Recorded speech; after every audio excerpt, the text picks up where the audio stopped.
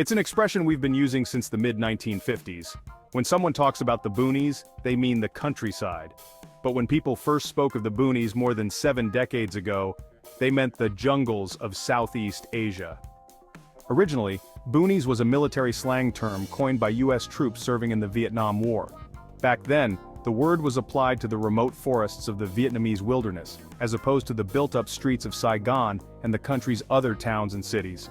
Only once that meaning was established in English in the post-war United States did boonies come to be used more loosely to refer to anywhere that was just as wild, remote, or out of the way, especially when compared to cities and other urban areas. Writing of the town of Garapan in Saipan, an island in the Pacific where a key World War II battle took place, in 1954, New Hampshire's Portsmouth Herald noted that the jungle, everyone here calls it the boonies, has taken over. But where did those US troops pick up the word in the first place? It was a colloquial shortening of boondock, or boondocks, a word that, according to Etymology Online, was adopted into English shortly after the turn of the last century from Tagalog, one of the languages of the Philippines. In Tagalog, bundock means mountain, and it seems that word also came to be used more loosely in English in reference to any remote place during the American occupation of the Philippines in the early 20th century.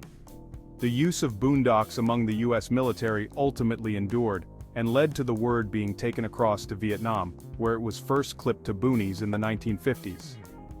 It might be tempting to assume that boondock and boonies are related to similar words, but that's not the case. Boon, meaning a favor, and later a gift, dates back to the 12th century and came into English from Old Norse. Oddly, that boon isn't related to the adjective boon, meaning jovial, which today only really survives in the stock expression boon companion, meaning a friend who can always be relied on for a good time. This boon was borrowed from French, and is the none-too-distant English cousin of bon, the French word for good. And no one is quite sure where boondoggle, which today means a trivial, useless or unnecessary undertaking, wasteful expenditure according to the Oxford English Dictionary, comes from, but it began to be used around the 1930s. The OED's first citation, from a 1935 issue of the New York Times, says boondoggles is simply a term applied back in the pioneer days to what we call gadgets today, but another reference from that same year notes that it was a name given to the braided leather lanyard made and worn by Boy Scouts.